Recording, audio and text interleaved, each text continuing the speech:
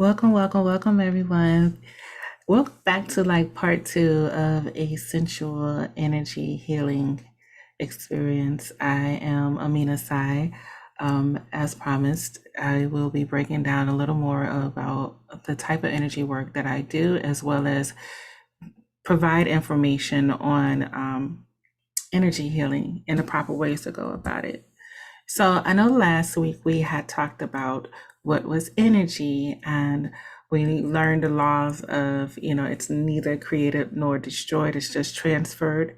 And I don't think I really touched on, energy is basically the strength and vitality that was required for sustained mental and physical activity, right? So when we're talking about energy, we have to remember that it's to help sustain the mental and physical bodies of ourselves, as well as strengthening the spiritual aspects of self, right? We went over senses, or what is sensual, and to be sensual is to be of the body and the senses, right? Your sight, smell, touch, taste, hear, and I would even venture to say feel, right? Because feeling is more on an energetic. Today, I just wanted to go a little bit over what healing is, right?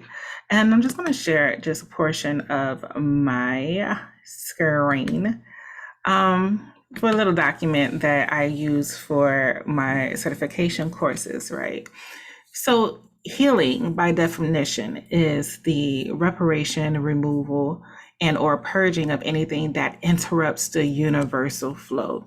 We're going to talk about universal flow in the future, right?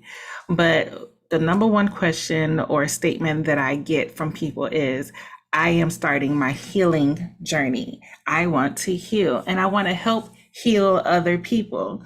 And to that, I say, you can't necessarily heal other people. You can assist people in their healing journey, right?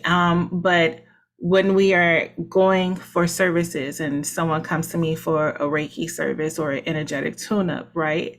And then they call me later, or, we discuss in a follow-up, how things have been, how they feel. And they're like, oh my gosh, all of this stuff has happened. I've had people feel real sick. I've had people, have symptoms of like detoxing. I've had people who slept. I had people, whose whole network had gotten shaken up.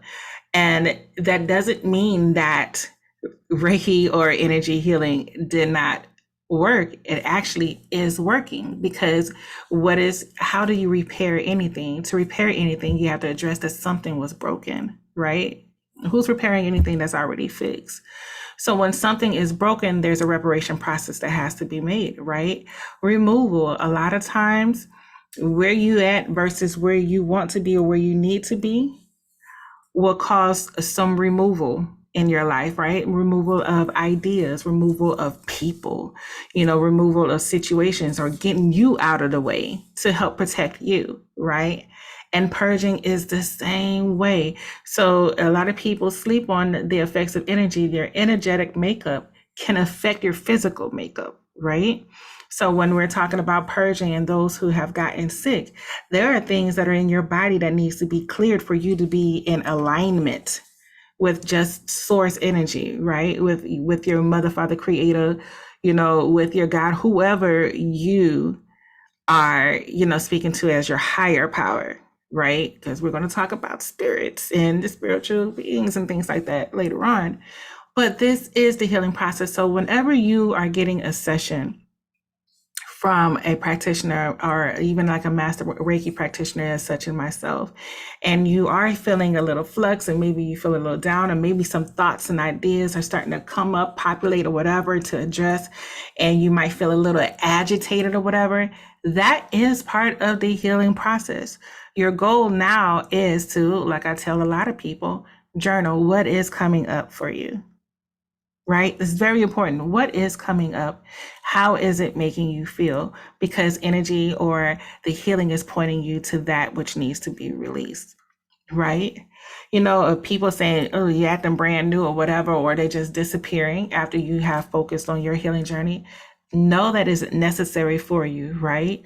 And you will be tested on your attachments versus your authenticity. We're going to talk about that as well. right? And then don't be afraid to let go, purge yourself from anything that is not beneficial to you as the God body that you are, right? We want to call ourselves gods and goddesses because that's what we're named after. We are made in the image of God and goddesses. So you know that we have many forms. That is possible, that this is part of your healing process.